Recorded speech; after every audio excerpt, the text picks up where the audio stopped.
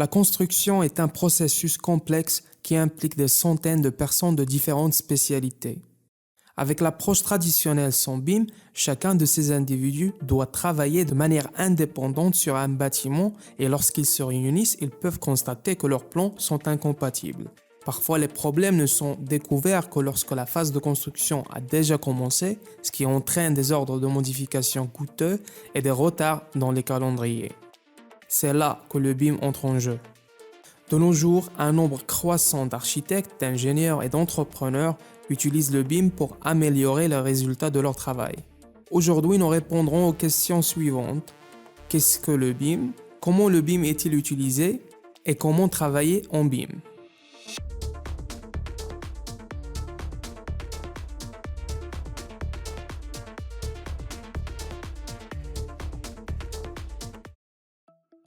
Le BIM est l'acronyme de Building Information Modeling, ou modélisation des informations du bâtiment.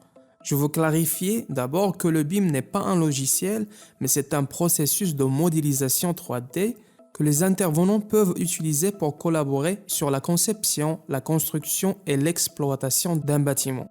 Dans le passé, les plans et les dessins étaient utilisés pour exprimer des informations sur un plan de construction particulier. Cette approche 2D rendait très difficile la visualisation des dimensions. Vient ensuite la conception assistée par ordinateur, CAO, qui aide les dessinateurs à voir davantage les plans dans un environnement numérique.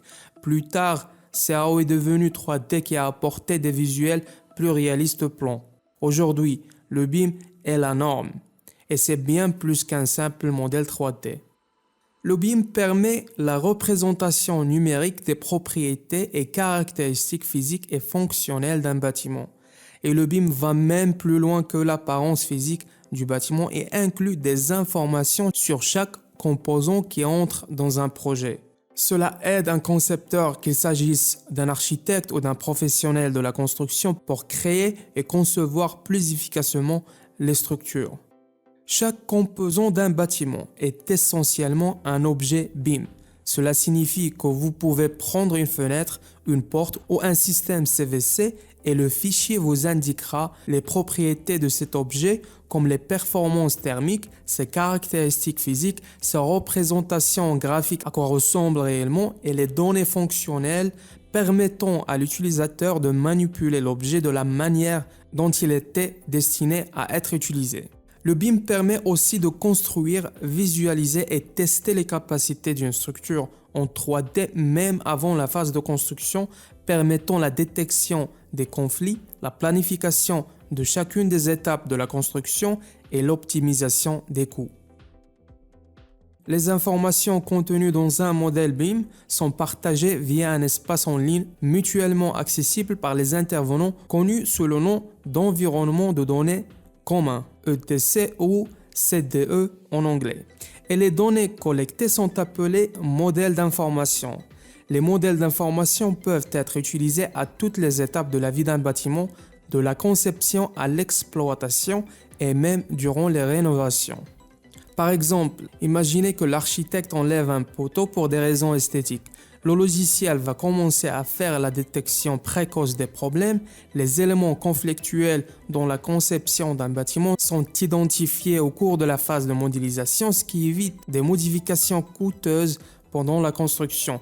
Et si l'architecte effectue une modification sans problème, les flux de travail sont automatiquement générés par le logiciel et toute modification à apporter pendant la construction sera mise automatiquement à jour sur l'espace en ligne pour que toutes les personnes impliquées dans le projet soient au courant. Cette plateforme virtuelle nous garantit une démarche collaborative pour la gestion d'un projet de construction autour d'une maquette numérique capable de couvrir tout le cycle de vie du projet qui facilite la compréhension mutuelle des spécificités de chaque intervenant. Le BIM va au-delà de la 3D, la profondeur, hauteur et largeur, et intègre 4D, le temps, 5D, les coûts et 6D, dessin conforme à l'exécution. Chaque niveau représente un ensemble différent de critères qui démontrent un niveau particulier de maturité. Et le but de ces niveaux est d'évaluer l'efficacité ou la quantité d'informations partagées et gérées tout au long du processus. Comme vous savez, le domaine de génie civil ressemble à beaucoup d'autres domaines, en sens qu'elle a besoin d'outils pour planifier, créer et analyser et utiliser. Voici une liste des meilleurs logiciels BIM. Pour la création, on peut utiliser Revit ou Vectorworks ou Tekla.